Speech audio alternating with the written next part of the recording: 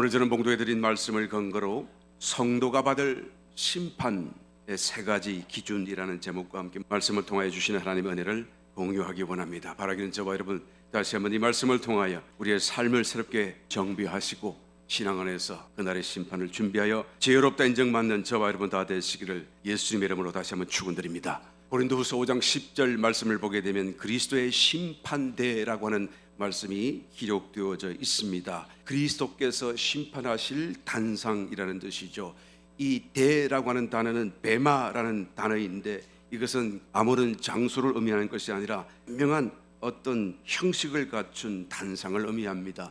턱이 있거나 계단이 있거나 또 그 위에 보좌가 있어서 엄중하신 심판주 대신 하나님의 권위를 느낄 수 있는 그런 단상을 바로 이 베마라는 단어 속에 포함하고 있는 것을 보게 되는 것이죠. 주님께서 성도를 심판하신다는 말씀이에요. 그것도 엄중한 형식과 틀을 갖추어서 권위 속에서 어떤 심판을 하시는 것입니까? 믿음으로 저와 여러분이 받은 영생 또 구원에 대한 심판이 아닙니다. 이것은 이미 예수님을 믿은 것으로 심판받은 것이고 이미 영생을 얻은 것으로 이미 하나님 앞에 구원을 얻은 것이 되기 때문인 것이 무엇을 심판한다는 것입니까?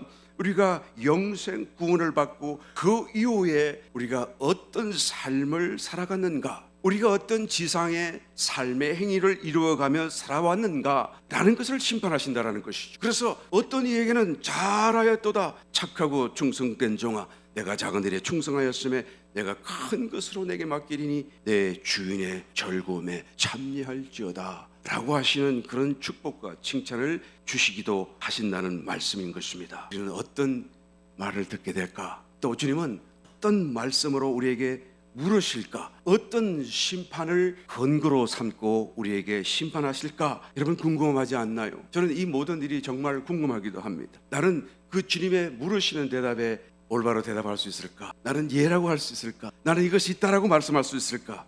여러분 심판만 생각하면 우울해지십니까? 예, 자신이 없고 저도 마찬가지 그런 마음이 없는 것이 아닙니다만은 그러나 그럼에도 불구하고 우리가 그 심판을 덮어두고 살 수가 없는 것입니다. 여러분 제가 학교에 다닐 당시에 늘 싫어하는 공통적으로 우리 학생들이 다 같이 싫어했던 것이 무엇입니까? 시험이었어요. 그래서 시험만 되면 너무 싫은 거예요. 그래서 내가 다시 이제 학교를 졸업하고 어른이 되면 나는 이제는 시험을 치지 않는 시험 문제를 내주는 선생이 될 것이다. 그런 생각을 할 정도로 말이죠. 그래서 나는 좀 너긋하게 시험 문제를 내주고 시험 문제 관장하는 그런 자리에 섰으면 좋겠다라는 생각을 여러분 해보지 않았었나요? 그런데 어떤 학생은 오히려 시험 때를 기다린다는 것을 보고 저는 깜짝 놀란 적이 있습니다. 왜 시험을 기다리는가 물어봤더니 자기는 열심히 시험 공부를 한 거예요. 그래서 시험 공부를 열심히 했기 때문에 시험을 치면 반드시 좋은 성적이 나올 것이고 또한 그 성적이 나옴으로 인하여서 다른 사람 앞에 또한 부모님 앞에 자랑이 된다는 것을 그런 기다리고 있더라는 것을 보고 깜짝 놀란 적이 있습니다. 저와 여러분들이 이와 같이 주님 앞에 서는 그날 시험 치듯이 심판을 받을 날이 곧 다가오고 있습니다. 우리가 얼마나 공부를 많이 하고 준비를 했는지는 모르겠지만 또 각 사람마다 처지와 형편이 다르겠지만 그러나 여러분 비록 공부를 많이 하지 않았고 비록 준비를 충분히 하지 못했다고 할지라도 우리가 무엇을 심판하실지를 안다고 한다면 어떤 문제로 우리에게 질문하실 것을 안다고 한다면 여러분 지혜롭게 준비할 수 있지 않겠습니까? 비록 충분하고 넉넉하게 완전하게 공부하고 준비하지 못했다고 할지라도 그러나 그런 학생들처럼 우리가 지혜롭게 준비하여서 그때를 기다리는 사람 같이 되지 않을까요? 오늘 저와 여러분 오늘 봉독해 드린 이 말씀을 근거로 심판이 무엇이고 어떤 심판을 어떤 질문으로 어떤 것을 물으시게 될지를 우리가 깨닫고 다른 건 몰라도 적어도 이 부분에 있었을만큼은 내가 준비하여 주님 앞에 칭찬받는 저와 여러분 되시기를 예수님 이름으로 축원합니다. 오늘 봉독해 드린 이 마태복음 7장의 말씀은 이 질문에 대해서 매우 집중적으로 대답하시듯 말씀하고 계시다는 것을 보게 됩니다. 물론 심판의 전부를 다 담고 있지는 않습니다만 그러나 5장서부터 연속되어진 이 말씀 속에서 산상수훈이 안고 있는 중심적인 그런 사상, 중심적인 그 내용을 이 마태복음 7장에서 질문하고 대답하고 계시다라는 것을 우리가 찾아볼 수 있습니다. 바로 저와 여러분 이 질문을 깨닫고 이 질문대로 준비하시고 그래서 완전하지 않을지라도 우리가 적어도 이 질문 앞에서는 보여드릴 수 있는 것을 준비할 수 있는 저와 여러분 되시기를 다시 한번 예수님으로 축원합니다. 첫 번째로 어떤 것을 우리는 질문받게 됩니까? 다른 사람을 내가 어떻게 대했는가라는 질문을 받게 되는 것이 1절 2절 비판을 받지 아니하려거든 비판하지 말라. 너희의 비판하는 그 비판으로 너희가 비판을 받을 것이요 너희의 헤아리는 그 헤아림으로 너희가 헤아림을 받을 것이니라. 남을 대할 때 우리가 어떻게 대했는가라는 것을 주님이 물으시고 보시게 된다라는 것이죠.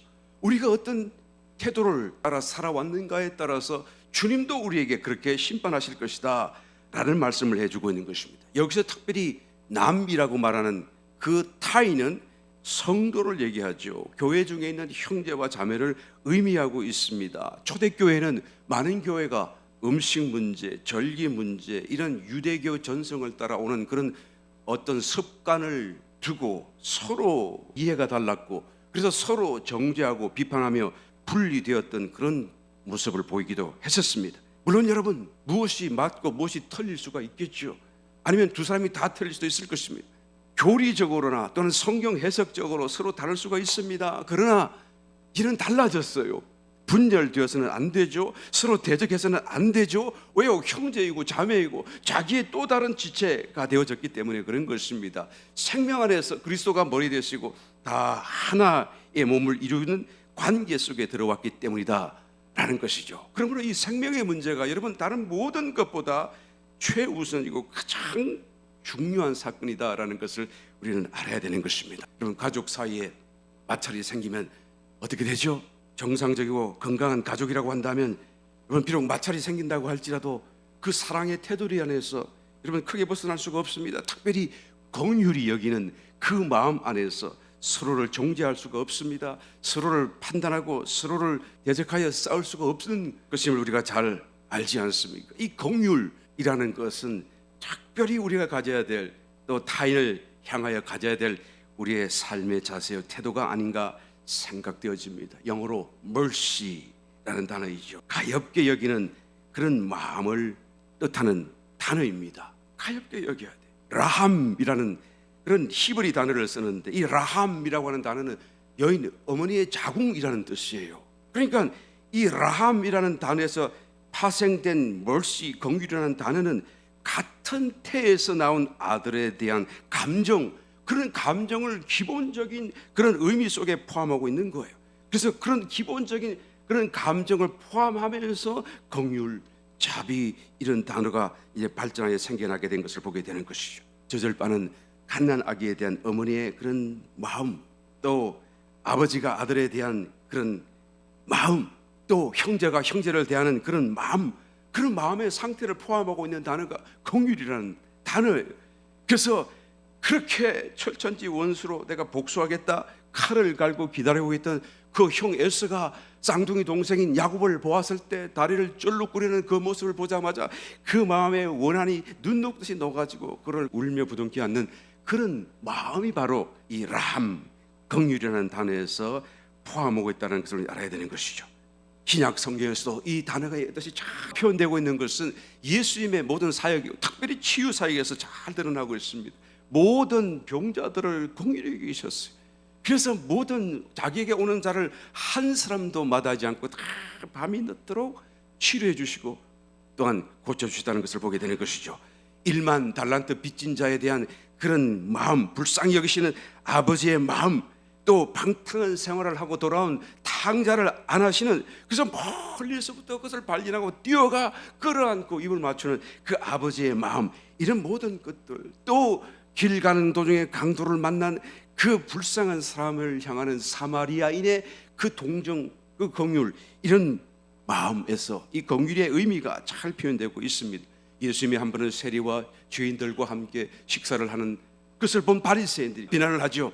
어찌하여 저 세인과 죄인들과 한 자리에 앉아 식사를 하느냐 그랬더니 예수님이 말씀하시기를 하나님께서 제사를 원치 아니하고 긍휼을 원하신다는 그 말의 뜻을 생각해 보라.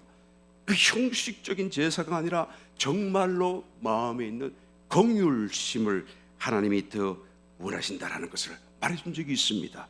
마태복음 23장 23절에 보게 되면 화 있을진저 외식가는 서기관들과 바리새인들이여 너희가 박하와 회향과 근처의 11조를 드리되 10배에 더 중한 바 의와 인과 신은 버렸도다. 그러나 이것도 행하고 저것도 버리지 말아야 할지니라. 박하와 회향과 근처, 이것은 여러분 향신료죠. 그때나 지금이나 얼마나 흔한지. 지금도 이스라엘 재래시장에 가서 보게 되면 한 단을 움켜쥐고 사도 이게 얼마요? 그러면 1,000원도 안 해요. 너무 싼 거예요. 그러나 너무 맛과 그런 중요성은 뛰어나죠. 그래서 그렇게 천하고 어떤 면에서는 값싼 것, 그런 것들조차도 너희들은 따지어서 11조를 내고 그렇게 하면서 율법을 지키겠다고 한다면서, 그러나 율법에 더 중한 그 정신, 의와 인, 긍휼이죠. 신, 믿음이죠. 그것은 너희가 없지 않느냐. 주님께서 그것을 지적하시는 것을 보게 되는 것입니다. 그러니까 하나님 말씀의 중심이 무엇입니까? 그 중심 가운데 세 가지, 그 세 가지 가운데 긍휼심이 들어있다. 그 말씀을 지금 말씀해 주고 있는 줄 믿습니다. 여러분, 우리가 긍휼을 받고 또한 죄를 사함을 받고 구원을 받았잖아요. 그러므로 우리는 또한 남을 대하여 긍휼심을 가져야 되는 것입니다. 왜 긍휼심을 가져야 되는 것입니까? 율법의 중심이에요. 말씀의 중심이에요. 하나님이 이것을 원하십니다. 또 심판날 여러분 긍휼을 받아야 되기 때문에 그런 것이죠. 긍휼 없는 심판을 견딜 수 있는 사람 아무도 없을 것입니다. 오네시보로라고 하는 한 신약 성도를 두고 사도 바울이 얼마나 간절하게 축복하며 기도하는지 모릅니다. 성경을 찾아보니 이 오네시보로의 가정을 위하여 축복하는데요, 한번 찾아보겠습니다. 디모데후서 1장 15절 이하의 말씀을 보게 되면 아시아에 있는 모든 사람이 나를 버린 이 일을 내가 아나니 그 중에 부겔로와 항오게네가 있느니라. 에베소 교회를 중심으로 아시아에 있는 모든 사람들이 이 사도 바울이 이제는 붙잡히고 로마 감옥에 들어갔으니 이제는 다 그를 버리고 떠나가 버렸어요. 그 중에서도 어떤 사람은 더 악랄하게 오히려 사도 바울을 비난하기까지 이르는 그런 사태가 벌어졌는데 16절 원컨대 주께서 오네시보로의 집에 긍휼을 베푸시옵소서. 저가 나를 자주 유쾌케 하고 나의 사슬에 매인 것을 부끄러워 아니하여 로마에 있을 때 나를 부지런히 찾아 만났는데, 그러니까 오히려 더 부지런히 먼 아시아에서 로마까지 찾아와서 그 감옥에 고통당하는 사도 바울을 격려하고 기쁘게 하고 재밌는 말 해주고 그를 참으로 섬겼던 일을 지금 말하고 있는 것입니다. 다 떠나간. 그러니까 얼마나 그 마음이 간절하겠어요. 정말 이 오네시보로를 칭찬하고 싶고 또 축복하고 싶지 않았겠어요. 사도가 어떤 말로 축복했을까요? 18절 원컨대 주께서 저로 하여금 그날에 주의 긍휼을 얻게 하여 주옵소서 라고 기도하는 거예요. 그날에 주님이 심판하시는 그날에, 그리스도의 심판대 앞에 서는 그날에 주님, 저에게 주님의 긍휼을 얻게 하여 주옵소서라고 기도하는 거예요. 여러분, 축복 중에 축복이라고 하면은 바로 이 축복이 아닐까 저는 생각되어집니다. 우리 속에 주어지는 어떠한 축복과도 비교할 수 없는 축복, 그렇지 않습니까? 우리가 삶에서 받는 축복은 이 세상이 끝나면서 다 끝나겠지만 이 축복은 여러분 영원한 세상을 위한 축복 아니겠어요? 영원한 그 때를 위하여 하나님 앞에 받아야 될 축복 아니겠습니까? 그러므로 이 사도인 바울이 그 마음에 있는 모든 것을 다하여서 오네시보로를 위하여 축복하는 모습을 보게 됩니다. 그 축복이 무엇입니까? 그날에 주의 긍휼을 얻게 하여 주옵소서. 여러분, 무정한 사람, 무자비한 사람, 이런 사람들은 그대로 하나님 앞에 서는 그날에 무자비하고 무정한 심판을 받게 된다는 것을 성경이 말합니다. 야고보서 2장 13절 긍휼을 행하지 아니하는 자에게는 긍휼 없는 심판이 있으리라. 긍휼은 심판을 이기고 자랑하느니라. 아멘. 여러분, 남편을 긍휼히 여기시기를 바랍니다. 남편이기 전에 벌써 형제잖아요. 그의 본연의 그런 존재가 형제입니다. 내가 긍휼을 베풀 수 있는 대상자예요. 또 아내를 여러분 나의 마음대로 쓸 수 있는 그런 어떤 것이라고 뭐 그렇게 생각할 사람 아무도 없을 것입니다만은 그렇게 되어서는 안 돼요.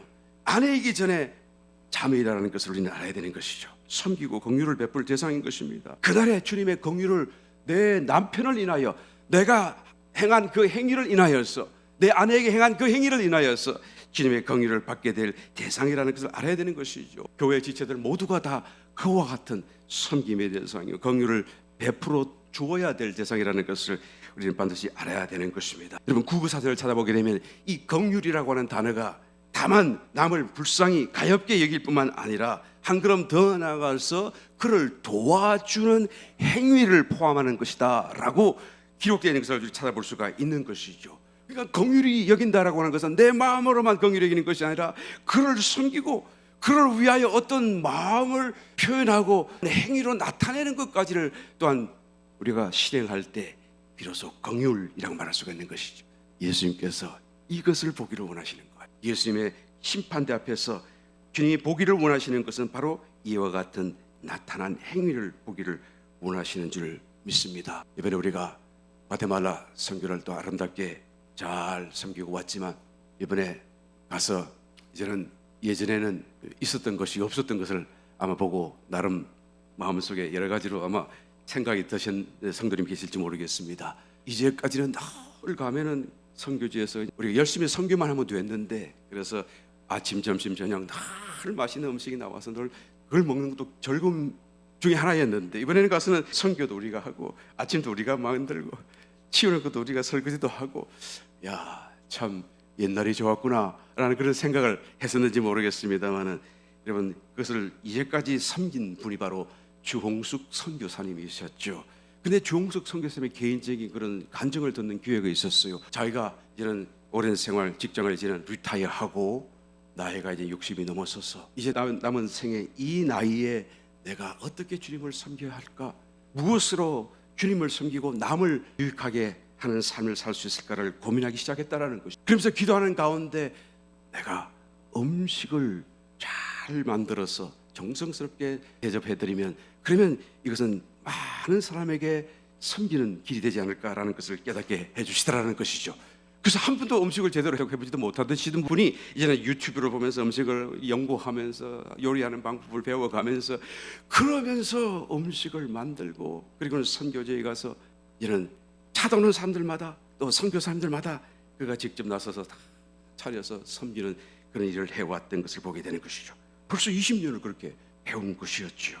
그동안 얼마나 많은 사람들을 섬겼을까 한번 생각해 보시기 바랍니다. 그리고 그분의 그 어떤 작다면 작은 헌신이 사실은 그 취색 선교에 아주 큰 몫을 감당했던 것을 우리가 말하지 않을 수가 없는 것입니다. 그분이 계셨기 때문에, 그 일을 맡아주는 분이 계셨기 때문에 모든 사람들이 쉽게 와서 참 은혜 속에 선교를 하고 돌아갈 수 있었다라는 것이. 그리고 모든 선교 사람들이 다 섬김을 받지 않았었습니까? 이제는 이전 같지는 못해요.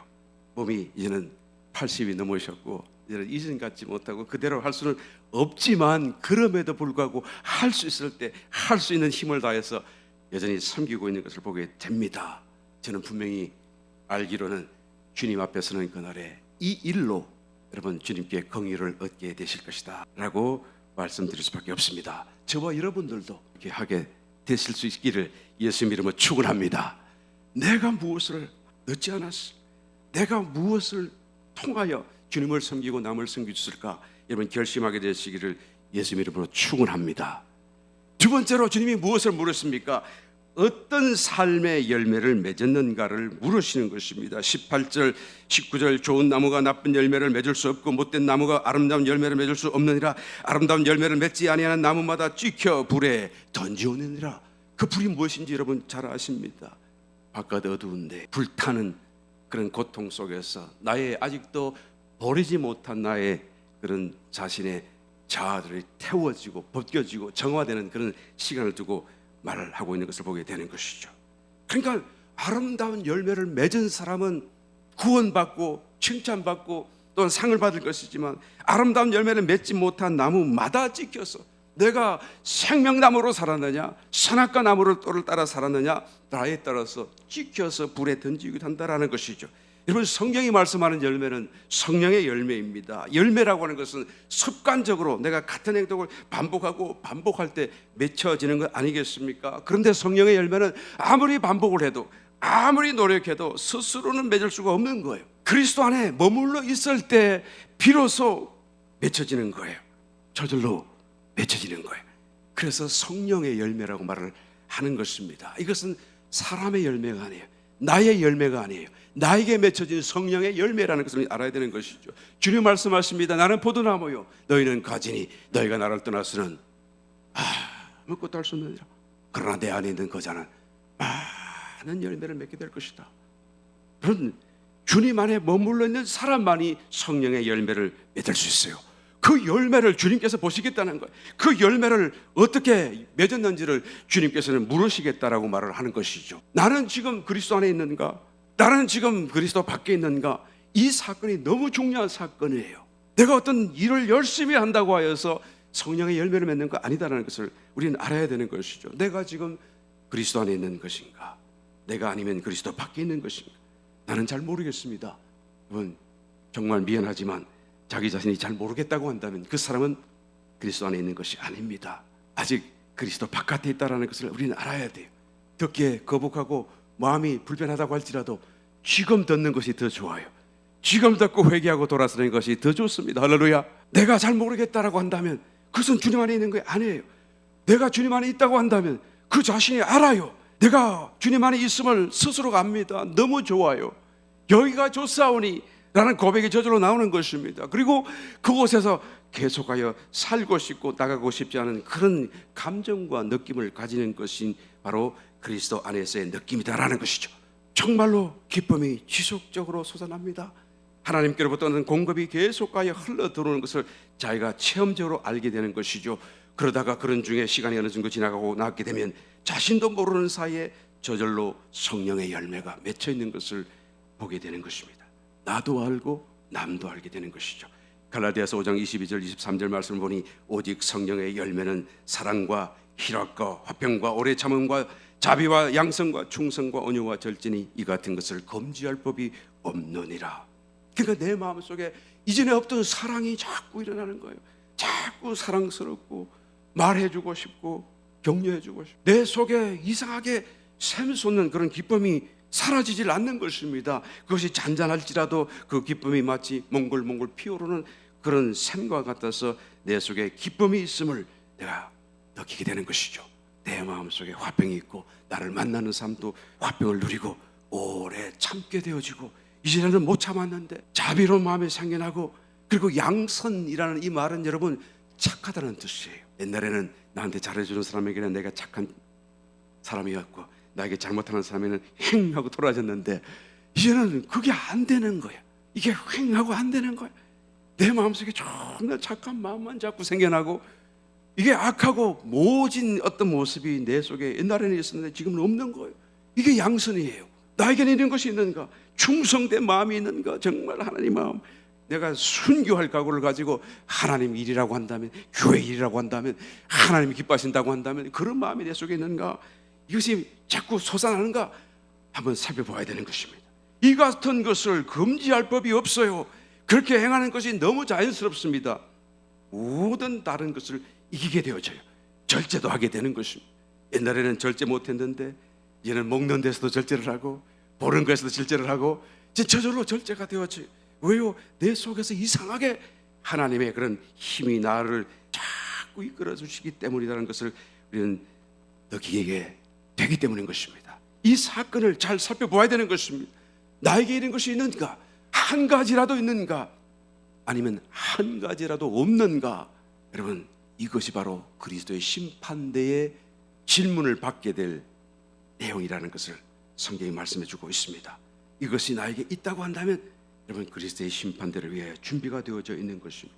이것이 결국에는 우리에게 주님 앞에 서는 그날 호린잔치에 들어갈 예복이 되어지죠. 요한계시록 19장 8절 그에게 허락하사 빛나고 깨끗한 세마포를 입게 하셨은즉 이 세마포는 성도들의 옳은 행실이로다. 여러분 신부는 말할 것도 없고요. 이미 신부가 다 이 말씀을 자세히 살펴보게 되면 요한계시록 19장 말씀을 살펴보게 되면 신부는 이미 다 준비되었어요. 신랑신 주님도 거기 계세요. 다 혼인잔치가 준비되어져 있어요. 이 말씀은 누구에게 하는 것입니까? 이제는 신부는 되지 못하지만 그러나 그 혼인잔치에 참여하게 될 성도들을 두고 얘기하는 것이죠. 여기에 참석해도 비록 신부가 되지 못한다고 할지라도 어마어마한 축복이다라고 말하지 않아요. 뭘 본다고요? 행실을 보는 거예요. 믿음을 보는 것이 아닙니다. 믿음으로 구원받은 그 믿음은 이제는 보는 게 아니에요. 그 이로웠던 삶을 살았는가? 그 행실을 본다고 말씀하지 않습니까? 그 행실 속에 내가 열매를 맺었다고 한다면 그 열매가 바로 우리가 있게 될 세마포시요 예복이 되어져서 혼인잔치에 들어가는 놀라운 축복이 된다는 것을 말씀해 주고 있습니다. 어떻게 하면 그리스도의 성령의 열매를 맺을 수가 있습니까? 그리스도 안에 들어가야 되는 것입니다. 어떻게 하면 그러면 그리스도 안에 들어갈 수가 있는 것입니까? 여러분, 전혀 어려운 일이 아니에요. 누구나 할 수 있는 일입니다. 주님을 생각만 하면 돼요. 주님을 생각만 하면 그것은 그리스도 안에 들어가는 것입니다. 이미 그리스도는 우리 속에 와 계시기 때문에 나의 생각으로 그리스도를 떠나가 있다가 이제는 생각으로 돌이키기만 하면 우리는 그리스도 안으로 들어가게 되는 것입니다. 이것은 누구나 할 수 있는 것입니다. 성도라고 하면 누구든지 언제든지 할 수 있는 거예요. 이건 정말 쉬운 일이에요. 누구든지 그리스도 안으로 들어갈 수 있다는 것을 성경이 말해주지 않습니까? 우리 봉독의 말씀과 연결되어서 13절 14절 말씀을 읽어보게 되면 좁은 문으로 들어가라. 멸망으로 인도하는 문은 크고 그 길이 넓어 그리로 들어가는 자가 많고 생명으로 인도하는 문은 좁고 길이 협착하여 찾는 이가 적음이니라. 좁은 문이라는 거예요.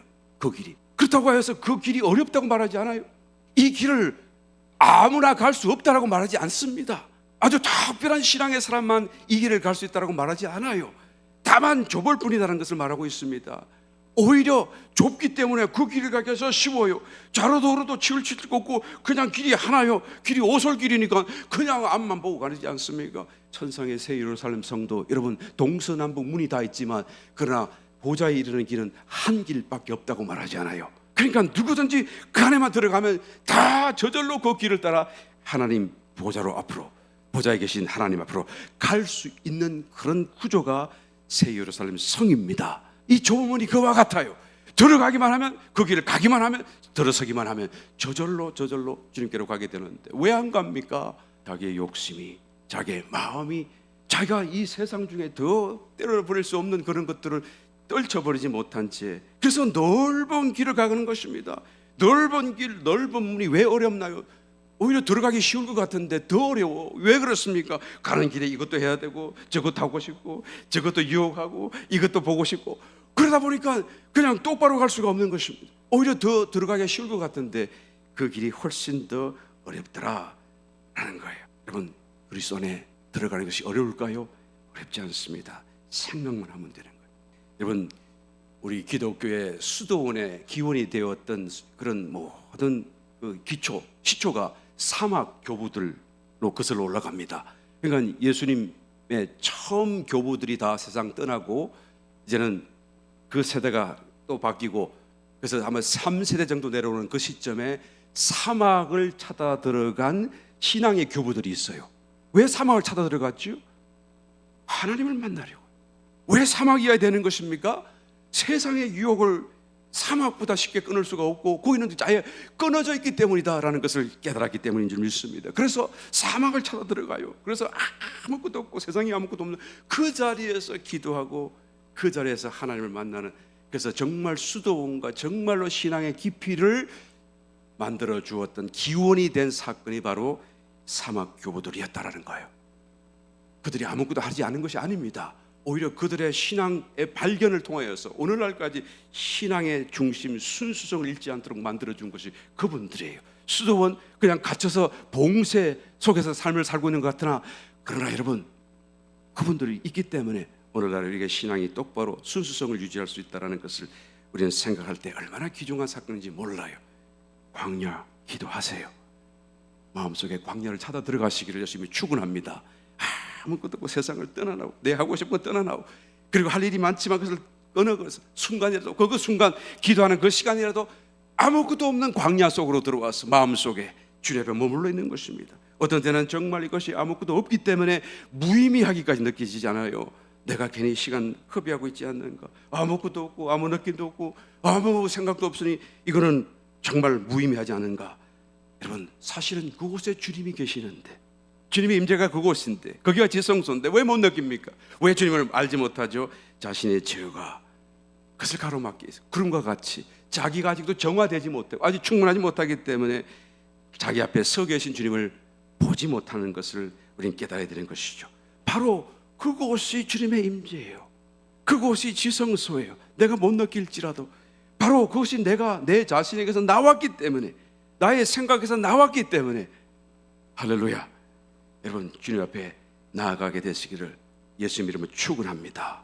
어떻게 해야지 성령의 열매를 맺습니까? 그리스도 안에 들어가야 돼. 어떻게 그리스도 안에 들어갑니까?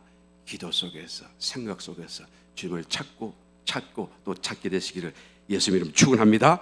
세 번째 마지막으로 어떻게 또한 주님은 질문을 하십니까? 심판하십니까? 하나님의 뜻대로 살았는지를 묻습니다. 21절 나더러 주여 주여 하는 자마다 천국에 다 들어갈 것이 아니요 다만 하늘에 계신 내 아버지의 뜻대로 행하는 자라야 들어가리라. 이 사람들이 어떤 사람인지 우리가 잘 알고 있습니다. 주님의 이름으로 권능을 행하고 주님의 이름으로 가르침을 행했고 귀신을 내어 쫓았고 정말 주의 이름으로 주의 일을 열심히 했던 사람들이 그들이 주님 앞에 섰습니다. 그런데 주님은 모른다고 얘기하십니다. 정말 놀라운 사건이 아닐 수가 없습니다. 왜 모른다고 말씀하십니까? 하나님 아버지의 뜻대로 행하지 않았다라는 거예요. 주님의 말씀이 틀릴 수가 없잖아요. 그들은 그렇게 생각할지는 모르겠지만 주님이 보시기에는 그들은 자기의 뜻대로 행했고 자기의 자랑을 따라서 행했고 자기가 하고 싶은 대로 자기의 생각대로 살았던 사람들이 비록 주님의 이름을 썼고 주님의 교회 안에서 또한 주님을 위하여 살았다고 할지라도 주님은 그것은 하나님의 뜻이 아니었다라고 말씀하고 있는 것입니다. 여러분 하나님의 뜻대로 살아야 돼요. 하나님의 뜻대로 살기 위해서는 무엇을 해야 됩니까? 최우선적으로 하나님의 뜻이 무엇인지를 알아야 되는 것입니다. 그 7장에 나타나는 많은 사람들은 하나님의 뜻이 무엇인지도 모르는 채 살다가 자신의 삶의 일생의 마지막을 맞았습니다. 하나님의 뜻인 줄을 알면서도 그렇게 살지 못한 사람들도 있지만 그러나 알지 못한 채 죽는 사람들은 훨씬 더 많다. 성도 중에 그런 사람이 훨씬 더 많을 것이다. 그래서 마태복음 7장에 그 사람들이 그날에 많을 것이다. 많은 사람들이 내게 나와 말씀하지 않아요. 얼마나 영적인 혼돈 속에 많은 성도들이 살고 있고 살게 되고 또 일생을 그렇게 마치게 될 것인지를 지금 여러분 엄중한 경고로 우리는 알아들어야 되는 것이죠. 저와 여러분들은 하나님의 뜻대로 살고 있음을 내 스스로가 말할 수 있습니까? 확신할 수 있습니까? 확신이 된다고 한다면 아멘, 정말 축복이에요. 그런데 확신이 되지 아니한다고 한다면 여러분 정말로 이 질문 앞에 우리 자신을 던져야 됩니다. 나는 정말 하나님의 뜻 안에 있는 것인가? 어떤 사람은 하나님의 뜻 안에 있는 것을 오해합니다. 하나님의 뜻을 안다고 하는 것은 자신의 미래를 알고 미래에 무슨 일이 날 것인지를 아는 것이다라고 오해합니다. 여러분 미래를 알아서 그래서 무슨 일을 하는 그 사건이 하나님의 뜻 안에 있다라고 말할 수 있는 것이 아닙니다.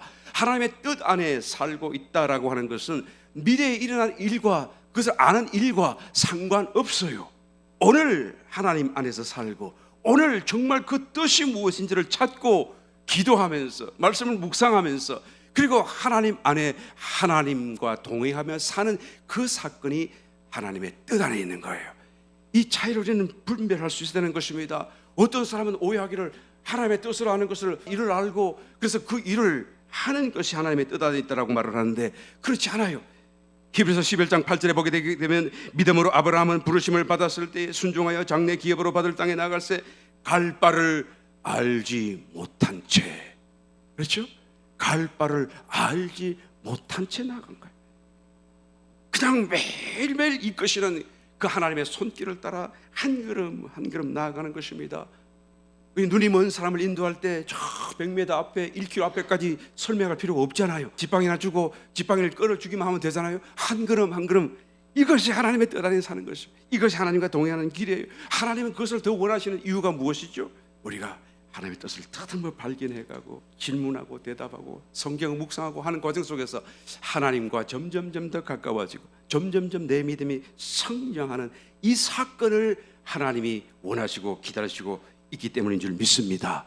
그러므로 하나님의 뜻 안에 있다고 하는 것은 그날 하나님의 임재와 동행하심을 느끼고 따라가는 것을 말하는 것이 미래의 어떤 사건을 말하는 것이 아닙니다. 성경에는 물론 예언의 은사라는 것이 있습니다. 그래서 미래에 일어날 일과 연관되어서 하나님께서 말씀해 주시고 보여주실 때가 있어요. 그런데 중요한 것은 이런 모든 은사들은 하나님이 교회를 든든히 세우기 위하여 교회 중에 주는 것이죠. 개인의 유익을 위하여 개인의 어떤 것을 위하여 주시지는 것이 아니라는 것을 성경이 말씀하지 않습니까? 그런데 어떤 사람이 나와서 말합니다. 형제여, 내가 형제를 위하여 기도하는데 기도하면 할수록 지금은 괜찮지만 곧 뭔가 굉장히 좋지 않을 일이 일어날 것 같아. 내가 기도하는데 자꾸 그런 느낌이 와. 당신 기도 좀 더 해야 될 것 같아. 그러면서 마치 하나님의 어떤 그런 신령한 것을 전달해주는 사람같이 얘기하는 사람을 우리가 가끔씩 만나지 않아요? 여러분, 이런 사람은 신령한 사람이 아니고 어떤 사람? 산신령한 사람. 네. 정말 성경적으로 신령한 것이 아니에요. 그 하나님의 예언의 은사라고 하는 것은 개인적인 어떤 것을 말하기 위해서가 아니라 교회를 위하여서 내가 이 사업을 해도 될까? 하나님이 정말 원하시는가? 내가 이사를 가는데 동쪽으로 갈까요? 서쪽으로 갈까요?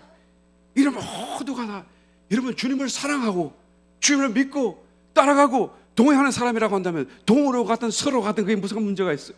정말 주님을 사랑하고 주님을 섬기는 마음이 더 강하다고 한다면 나는 교회 옆에서 안 떠나겠다고 이사 안 가겠다고 말하지 않겠어요? 그게 무슨 문제가 되죠? 굳이 또한 예언적인 형태를 띠는 일이 아니라고 할지라도 하나님, 내가 이 직장을 계속 다니는 것이 하나님의 뜻입니까? 뜻이거든 홀수를 보여주시고 아니거든 짝수를 보여주셔서 어느 선교사 지망생이 그런 기도를 드렸다는 얘기를 들어본 적이 있습니다. 하나님, 내일 아침에 내가 일어나서 정말 선교사가 되고 싶은데 내가 내일 아침에 일어나는데 내 아내가 바가지를 긁으면 그러면 그대로 회사를 다닐 것이고 아니면 웬일로 아니면 그러면 하나님 나에게 선교사가 되라고 하는 징표를 알고 내가 선교사가 되겠습니다. 여러분 이런 기도 하나님 들어주시겠어요? 이 선교사가 된다는 거 하나님을 섬기겠다고 하는 것은 하나님에 대한 사랑이잖아요. 열정이잖아요. 사명감이잖아요. 그런 것으로 충만해야 되지 어떻게 하나님 무슨 기도원입니까 자기가? 깨닫게 되시기를 예수 이름으로 축원합니다. 미래를 알고 듣고 예언하고 그런 게 아니라는 것을 알아야 돼요. 하나님의 뜻 안에 사는 저와 여러분 되시기를 예수님을 축원합니다. 무조건 좋은 일을 하라고 하는 것도 아닙니다. 여기서 이 많은 사람들은 많은 권능을 행했다고 하는데 그것은 병자를 고쳤다는 뜻이고 주님의 이름으로 귀신을 쫓아내었다는 그런 많은 일들을 했다는 뜻 아니겠어요? 우리가 볼 때는 정말 신앙적인 일이고 선한 일이잖아요. 주님께서도 사역 가운데 이 일들 다 행하셨던 사건들 아닙니까? 그런데 주님께서 왜 그들을 모른다고 하시고 이 악한 자들이라고 말을 하는 것이죠.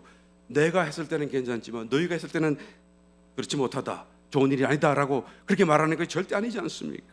좋은 일인가 아닌가가 문제가 아니라 그 일을 하나님의 뜻 안에서 행하는가 아닌가를 보라는 말씀인 것입니다. 좋은 일을 하고서도 하나님의 뜻이 아닐 수가 있습니다. 심지어는 하나님의 말씀을 따라 행했었어도 그 말씀이 하나님의 뜻이 아닐 수가 있어요. 오해할 수 있잖아요. 성경을 오해할 수 있잖아요. 해석을 잘못할 수 있잖아요. 또 성령으로 시작했지만 육으로 마치는 경우도 얼마든지 있잖아요. 그러므로 우리가 끊임없이 물어야 돼요. 내가 하는 이 일이 하나님의 뜻 안에 있는 것인가? 나는 하나님의 뜻 안에서 살고 있는 것인가? 제일 좋은 방법은 무엇입니까? 주님 앞으로 나와서 주님 앞에 검증받는 거예요. 요한복음 8장에 보게 되면 현장에서 간음하다가 붙잡힌 여인에 대한 기사가 소개되고 있습니다. 율법에 기록되던 대로 하자 치면 정말로 그런 사람은 돌을 던져 죽여야 되는 거 아닙니까? 자기들 신앙이 열심히 있다고 한다면 하나님을 사랑하고 하나님을 믿는다고 한다면 그 말씀 그대로 돌을 들어 던져야 되는 거예요. 그래서 둘러선 군중들이 다 분기탱천하여서 돌을 들고 그를 죽이려고 하는데 주님이 뭐라고 그러시죠? 너희 중에 죄 없는 자가 먼저 돌로 쳐라. 그러니까 자기 이해로는 도저히 이해할 수 없는 자기의 성경 이해로는 이것이 맞는데 이것이 아니라고 하는 이런 사태가 벌어지는 거예요. 그러니까 충돌이 일어나는 것이죠. 벼랑 끝에서의 충돌이에요. 그러니까 나는 절대로 이것은 하나님의 뜻이 아니다라고 생각하는 것이 틀 수가 있어요. 길 수가 있다는 얘기예요. 나는 절대로 하나님의 뜻이라고 생각하는 그것이 아닐 수도 있다라는 것이죠. 왜 그런가요? 내가 완전하지 않기 때문에 그래요. 내가 주님과 같지 않기 때문에 아직도 말씀을 듣고 해석하고 이해한다고 할지라도 체험이 있다고 할지라도 그것이 틀릴 수도 있고 그때는 맞았지만 지금은 또 아닐 수도 있다라는 사실을 보여줘. 아주 극단적으로 보여주잖아요. 율법으로는 던져야 되는데 너희 중에 죄 없는 자가 먼저 돌을 쳐라. 그러니까 뭔가 내가 잘못하고 있구나, 뭔가 아니다라는 것을 느끼기 시작하는 거예요. 그래서 한 사람 두 사람 돌을 던지고 그 자리를 떠나가게 된 것을 보게 됩니다. 아무도 더 이상의 잘못을 범하지 않았어요. 왜 그런가요? 주님이 그 자리에 계셨기 때문인 것입니다. 왜 그런가요? 주님의 말씀이 선포되어졌기 때문에 그런 거예요. 그래서 우리가 주님의 말씀을 가까이 해야 돼요. 그래서 주님을 더 가까이 해야 되는 이유가 여기에 있습니다. 지금도 늦지 않았습니다. 여러분, 단 한 번이라도 우리가 우리의 남은 생애 속에 깨어나고 단 한 번이라도 하나님의 뜻대로 행한다면 주님이 그날에 우리를 모른다고 말씀하실 수가 없어요. 믿으시면 아멘 하시기 바랍니다. 단 한 번이라도 우리가 깨어나고 제대로 하나님의 뜻 안에서 제대로 하나님의 뜻을 행한다고 한다면 주님이 우리를 모르신다고 할 수가 없는 것입니다. 이제 곧 그날이 옵니다. 정말 얼마 남지 않았어요. 시험 준비할 수 있는 저와 여러분 되시길 바랍니다.